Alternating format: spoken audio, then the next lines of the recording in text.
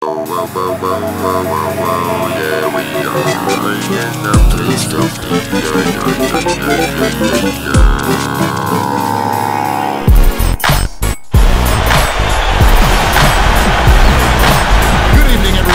head back in time to check out another game from the terrific NBA's past.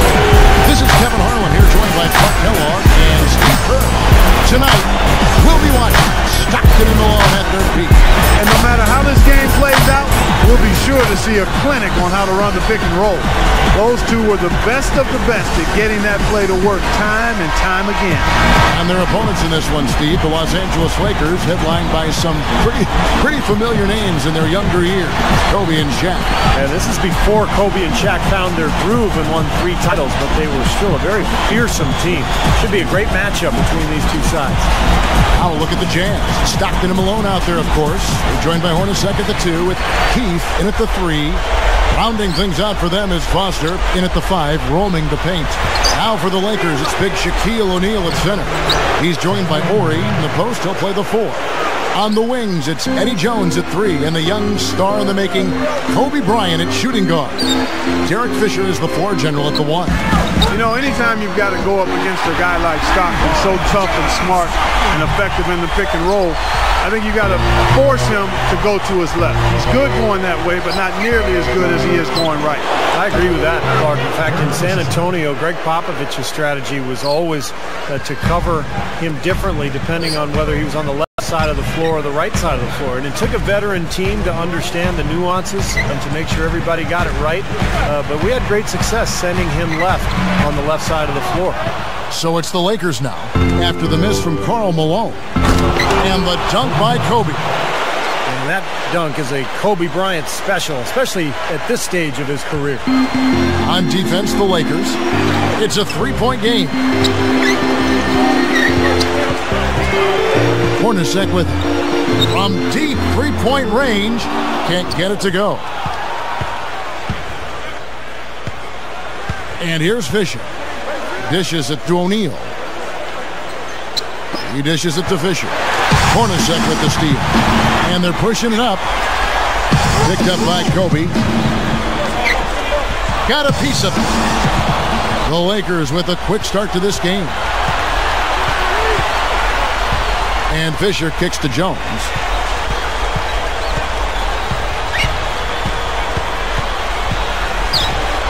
For 3, Kobe gets the bucket. Kobe's got 5 now. Well, you see Eddie Jones out there. What a solid player. He was very good offensively and also quick and active at the defensive end. Well, you like his quick feet, Steve, and those long arms certainly served him well defensively. He was a big part of why this Lakers team was so formidable while Kobe was growing up. Here's Ori, and he uses the glass on the layup. Here is Stockton. He has 6. Hornacek outside. The dish to Stockton. Keith.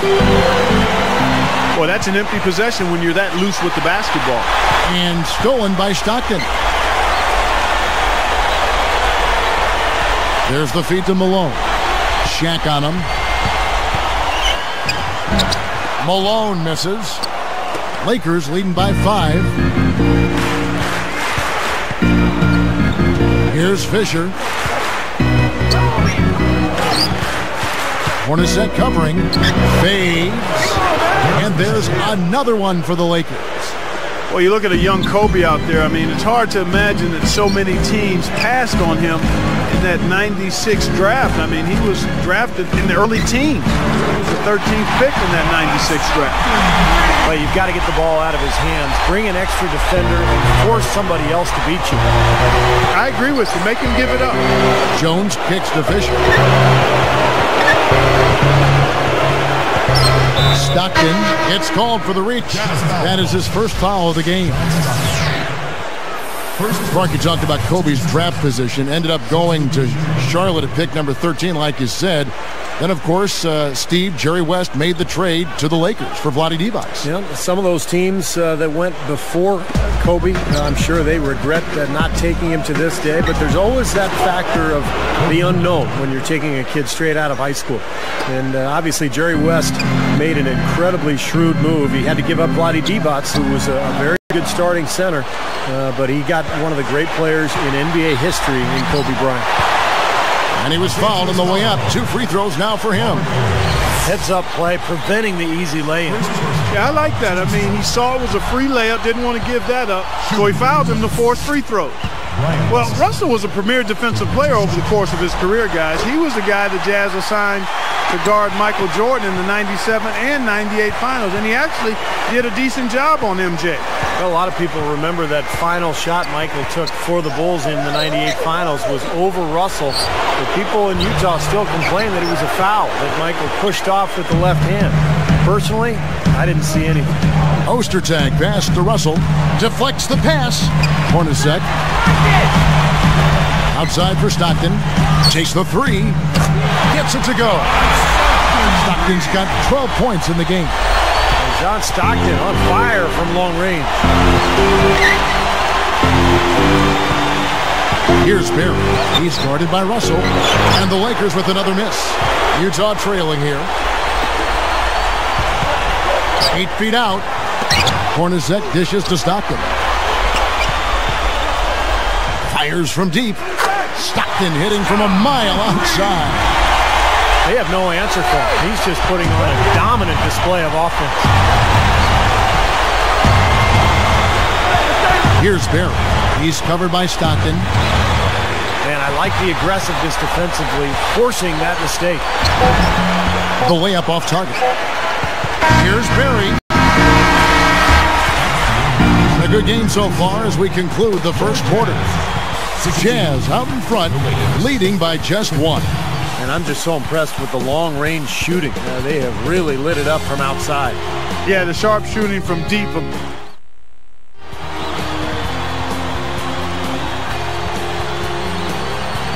And off we go, a close game now starting the second quarter. John Stockton is the biggest name out of his alma mater, Gonzaga, a really good basketball program the last 2 decades.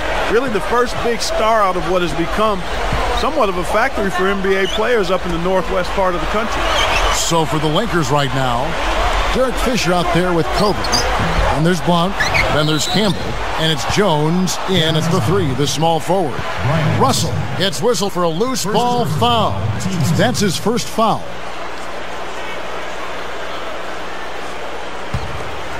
The Lakers trail. Well, sure, Clark, you see that every March with all the great players and teams that Mark Few and that Gonzaga program produced. You're talking about Stockton up there. He's now the middle part of the Stockton legacy. Steve at the school.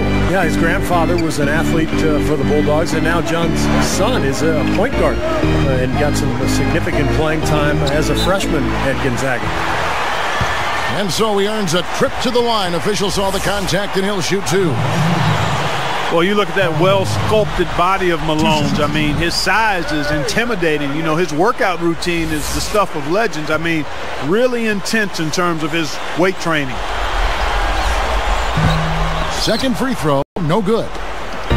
Mark, you talked about Malone's condition. He got the most out of his frame and then some, and Stevie continued that throughout his great career. Well, he added a lot of muscle after coming out of Louisiana Tech and became a real fitness buff during his career. That was one of the reasons he was able to play for so long at such a high rate. You see the space he had? I mean, there's just an obvious speed disadvantage for the defender. And here's Kobe for 3, and that comes off the assist by Derek Fisher. Fisher's got 5 assists in the game. Jazz trail by 5. Isley the pass to Russell. Here is Anderson. Passes it to Isley. From deep. Rebound by Blount. And the Lakers have possession. Leading by 5.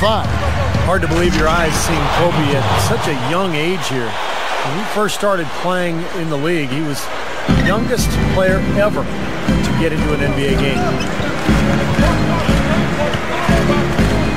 Now Ostertag. Fires from the line. We're just talking about Kobe's younger years. It took him about a year before he was able to bust out and be the force he became. Yeah, you know, it takes time. And obviously when you see the kind of talent that Kobe brought to the NBA as a teenager, you expect it to happen. You just don't know how soon. I mean, there's work involved. You can see very early on that he was destined to be one of the all-time great guards and great players in the league because you saw the talent, and you also saw the work ethic and the drive. Jazz trail by 7. Guys, they've been getting it done. They sure have been. I mean, really looking good and sharp offensively. Yeah, knocking down the open shots and really getting a nice flow to their game. And Kobe throws it down hard. Boy, he threw that thing down hard. Now that's how to give the fans their money's worth. Yeah, he is always worth the price of admission. Here's Isley. Malone played his college ball at Louisiana Tech and was a force there, as you might well imagine. Very difficult to contain. Russell against Kobe. They get it back. They need this. Malone. Well, it's hard to believe that we're at this point in the game and he still hasn't registered a single point. Another fast break hoop. They're just outrunning their opponent here. You know what, Steve? I think the defense has left themselves vulnerable, and they're learning the hard way that speed definitely kills. 1:35 left in the first half. Talk about Malone in College Park because Louisiana Tech isn't a huge basketball school. You know, Steve, he flew under the radar just a bit in terms of NBA scouting. Yeah, and I think at the time, Kevin, you know, when you went to a smaller school, sometimes you did get passed up. I don't think that's the case anymore. But, yeah, Malone went 13th overall. There were 4 other power forwards that went before him in that 85 draft, but obviously he turned into the best one of all. Here's what Utah's going with right now. Foster's checked in for Ostertag. Carr comes in for Karl Malone. And it's Hornacek in for Anderson. Straight up. And Shaq with the slam. He didn't have to get off the ground very far for that one. The big man with the slam. Well, he makes up for any lack of athleticism with that tremendous size, Clark. Yeah, he's not exactly a smooth operator, but what he is powerful. When he gets positioned in the lane, he can go up and get it done. Hornacek, no luck. And that rebound pushes their margin to +5 on the board. Solid job on the glass. Well, it's just part of what they've done here to build this big lead. It shouldn't be overlooked. I mean, rebounding is a huge part of this game. Russell, back to Hornacek. It's tipped. Tried to thread the needle there. It wasn't there. And it's thrown down hard with both hands. Now, they're playing so well offensively, and that's led to this double-digit lead. Guys, no resting on their laurels. They continue to get after it as if they might even be down. That's how they're playing, with that kind of attitude. And 2 free throws coming up as he misses that one. Drawing the whistle and a lot of contact there. And the first one drops. Both shots good from the stripe. 17 seconds left here in the second. Foster passes to Isley.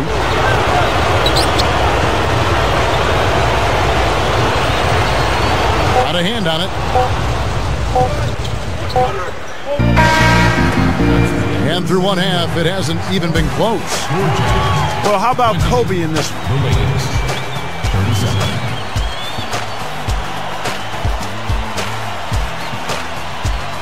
And welcome back to the second half of our Halloween broadcast. Now you look at John Stockton out there. He's really the prototypical point guard, the way he's always looking to set up his teammates first before he looks to shoot. Keith is out there with Malone. Then it's Jeff Hornacek. Then there's John Stockton. And it's Foster in at the 5 down low. That's the group right now for Utah.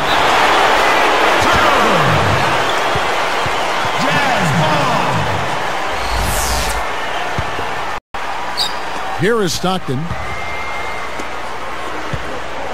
Hornacek kicks to Stockton. From deep three-point range, from beyond the arc and then some. Stockton's got the first basket of the second half here for the Jazz.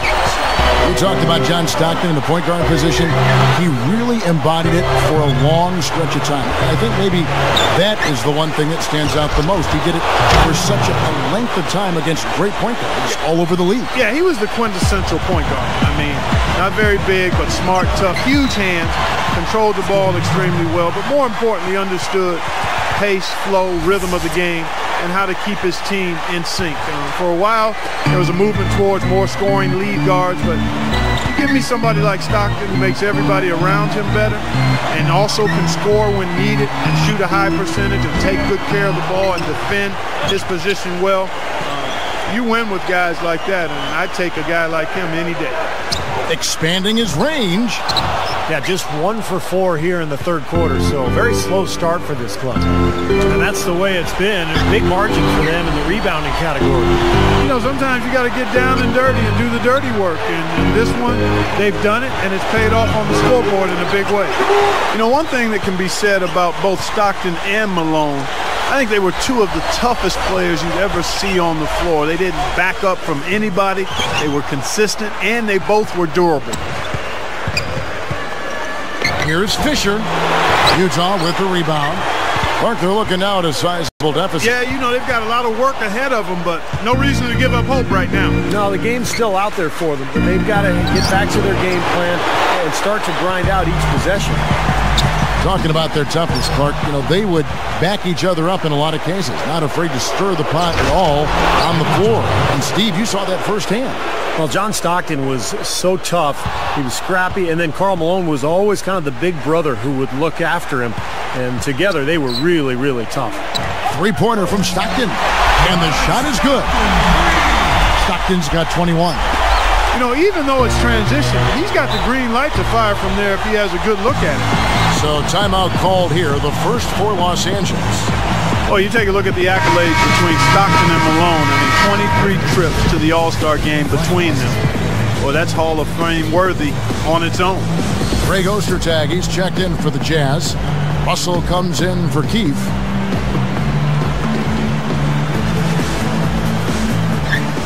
Here's Jones.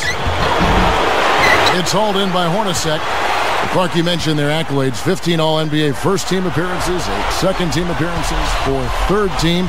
Steve, they were just fixtures as the league's best for so long. Well, Stockton and Malone, I mean, just saying those two names together has a ring to it for an NBA fan. It just, you know, that those two names signify pick and roll and teamwork and the Utah Jazz. You say their names and so much comes to mind. They were an unbelievable tandem. Barry's checked in for Derek Fisher. Jazz trail by 15. Hornacek kicks to Stockton. Malone right side. Back to Stockton.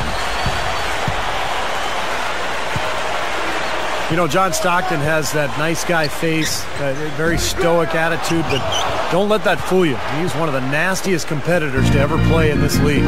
Yeah, he's struggled with his shot this quarter, and he's got to find a groove somehow. Really left alone that time. Jones has got 5 points in the quarter. You know, he's given them a nice scoring option through most of this game.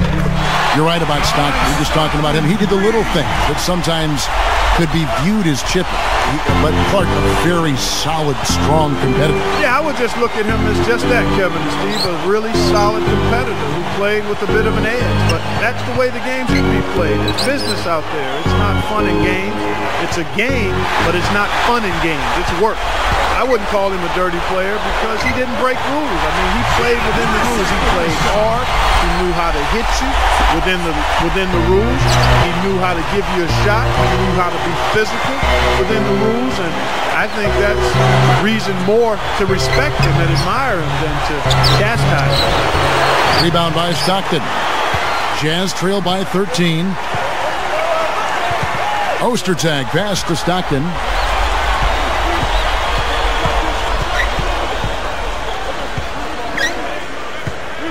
You know, guys now wear the long baggy shorts, and in the 80s, when I played, the shorts were hot pants. And even as the shorts got longer, as John Stockton continued to play, he favored the short shorts. I mean, another testament to him beating to the tune of his own drummer, but his drummer was playing the flute. And his drummer was wearing short shorts too, I think. I don't think anybody liked those things, except for John. Gets it to go. Yeah, they're finding the open man. Unselfish play. I like it. Yeah, I love it too. Teamwork in evidence there, right on full display. A big percentage, a high percentage of their baskets have come off assists. On deep. Can't get it to go. And here at the end of the third quarter, it's a double-digit ball game. What can you say? Eddie Jones, an impressive effort here today. Well,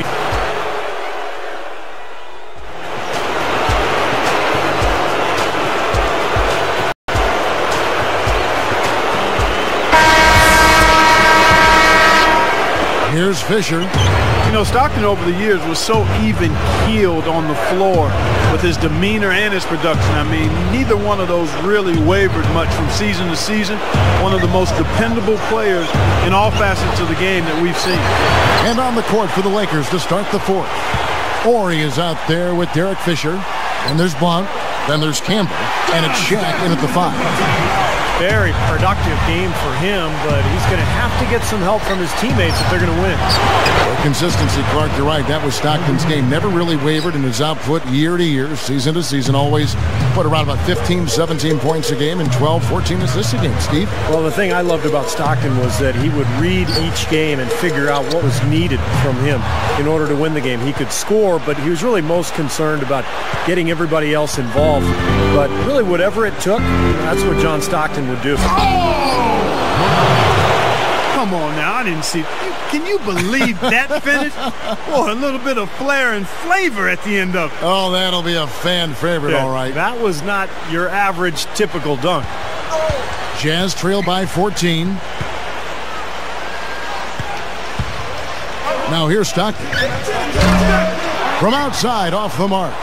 I'll tell you what, a lot of viewers might only remember Shaq from his post-Laker days, but they should know Shaq was every bit a physical anomaly as Dwight Howard was when he was younger. I mean, big, strong, extremely athletic and mobile. I mean, he was a tour de force. Here's Fisher. Shot misses. And Utah the other way. Stockton outside. There's the triple. The Jazz again can't hit it. Lakers leading by 14. Back to Shaq, you're talking about him, Clark. You look at the footage of a young Shaquille O'Neal, and the way he could run the floor is really beyond words. It was awe-inspiring watching Shaq in the early part of his career, guys. I mean, just the size and the strength and the speed for a player his size, just incredible. Isley, the pass to Keefe. Isley. Hustle with it. Over Fisher. The offensive rebound.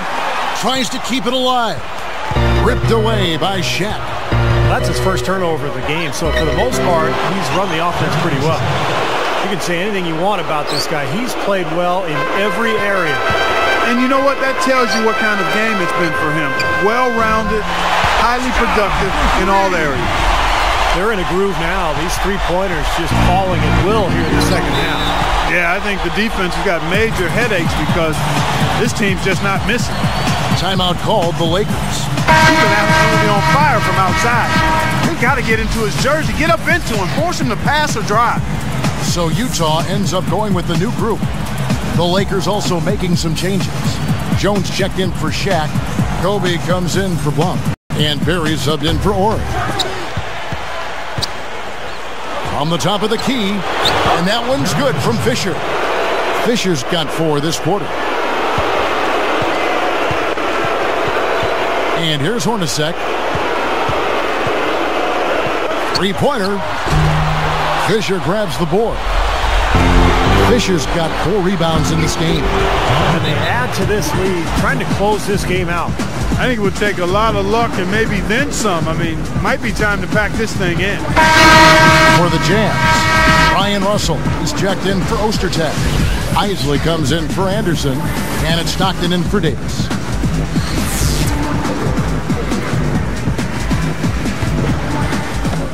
A minute 50 left in the fourth quarter. The Jazz with another miss. And the Jazz obviously benefited so greatly from the talents of John Stockton and Karl Malone, but what was really impressive is the longevity of their respective careers.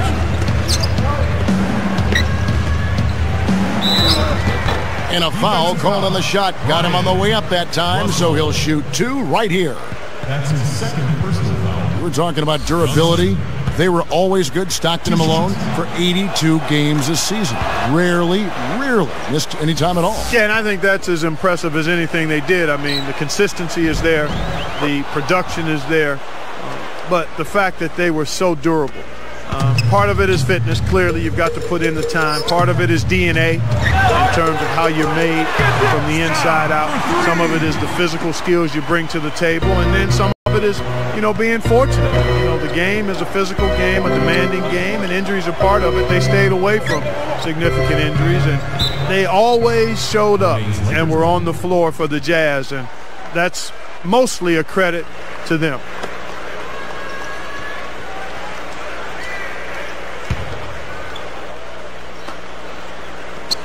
Here's Campbell. Picked up by Malone. Clock at 6. Lets it go. He trains the turnaround jump shot. And that should do it. This is an insurmountable lead.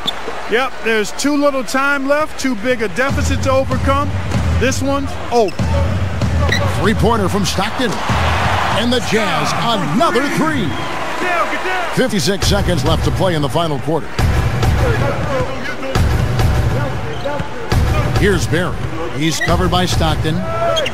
Stolen. Shot from the top of the key. And Utah again with the bucket. Now, they probably needed more of this earlier, guys. I don't think there's enough time left to get back into the game. Guys, this is really a case of too little too late, but at least it gives them something to work off of going into the next game. Stockton against Johnson. 6 on the shot clock. The Lakers need to get a shot off here. Brown. And it's off target. Not sure why he took that one. Yeah, it looks like this one's out of reach. Yep, just a matter of the clock running out now. Stockton, no good.